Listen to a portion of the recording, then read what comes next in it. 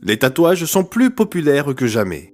Vos amis, des membres de votre famille, vos collègues de travail et des personnes de tout âge se font tatouer, n'est-ce pas? Vous envisagez peut-être même de vous en faire un pour vous-même. Mais il y a une question importante à laquelle nous devrions répondre avant de nous faire tatouer, à savoir ce que dit Dieu à ce sujet. Dans cette vidéo, nous allons répondre à cette question et passer en revue 5 points bibliques à prendre en compte concernant les tatouages. Mais avant d'entrer dans le vif du sujet, si vous êtes nouveau sur cette chaîne, sachez que nous réalisons ces vidéos pour expliquer des sujets bibliques d'une manière facile à comprendre. La Bible est le fondement de la vérité et chacun d'entre nous peut en bénéficier. Alors donnez-nous un like et aidez-nous à faire passer le message. Point numéro 1. La loi de Dieu interdit les tatouages. Lorsque Dieu conclut son alliance avec la nation d'Israël, il lui donna ses commandements et ses lois. En suivant ces lois, son peuple devenu une nation devait servir d'exemple au reste du monde. L'une des lois que Dieu ordonna fut la suivante.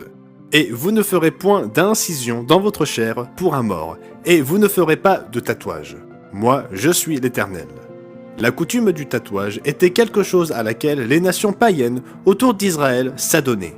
Mais Dieu ordonna clairement à son peuple de ne pas adopter ces coutumes. Il est important de se rappeler que les lois divines déterminent ce qui constitue une transgression et ce qui ne constitue pas un péché.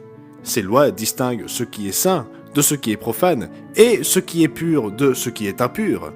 Dieu déclara que le tatouage était une pratique impie et pécheresse que son peuple devait éviter. Et même si cette loi fut donnée à l'ancienne nation d'Israël sous l'ancienne alliance, elle révèle le point de vue de Dieu sur la question. Et Dieu indique clairement qu'il ne change pas en fonction des fluctuations culturelles au fil des époques. De même, Dieu condamne clairement la pratique consistant à l'adorer au moyen d'images ou d'idoles. Point numéro 2.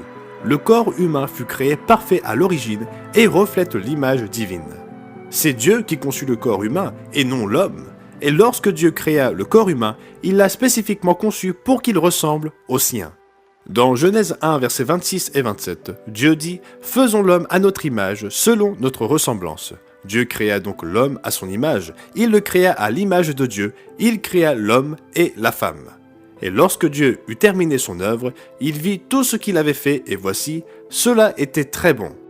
Le corps humain était très bon, il était parfait dans sa forme originelle. Le corps humain est un chef-d'œuvre façonné par la main de Dieu. Le roi David s'exclama « C'est toi qui as formé mes reins, qui m'as tissé dans le sein de ma mère.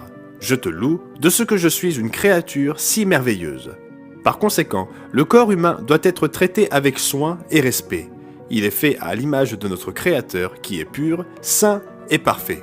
Le corps ne doit pas être intentionnellement défiguré, marqué, endommagé ou modifié de façon permanente ou d'une manière que Dieu n'approuve pas. Nous devons veiller à ne pas altérer ou déformer notre corps d'une manière qui irait à l'encontre du dessein et du plan divin pour l'homme et l'humanité. Point numéro 3. Le corps d'un chrétien représente le temple spirituel de Dieu. À l'époque de l'Ancien Testament, Dieu demeura parmi son peuple de diverses manières.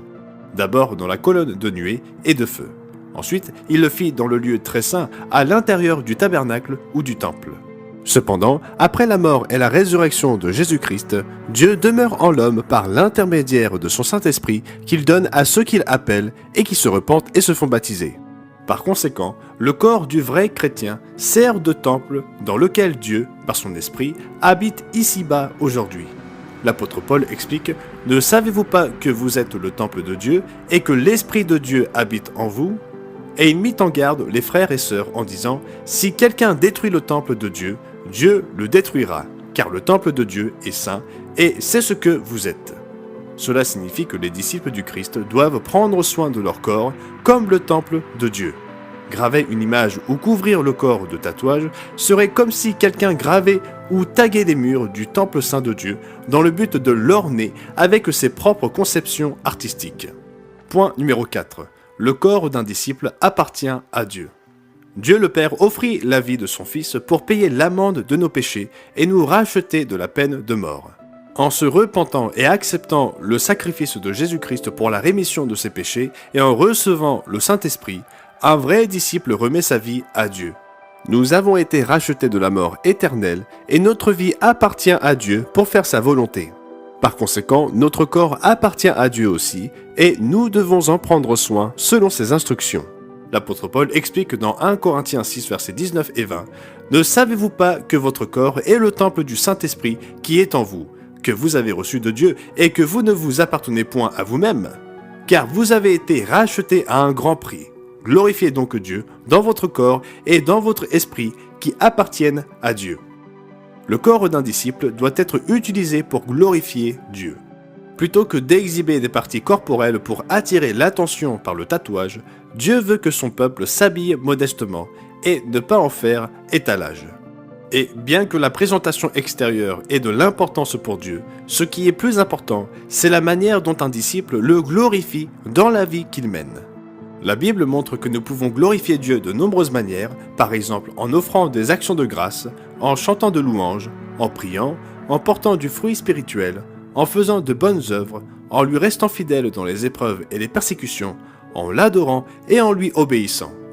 Dieu n'enseigne pas que les chrétiens doivent chercher à le glorifier par un quelconque type d'art corporel ou de mutilation. Point numéro 5. Dieu veut que son peuple soit différent du monde. Les tatouages ne sont pas nouveaux. Ils sont utilisés depuis des millénaires dans diverses cultures et pour de nombreuses raisons.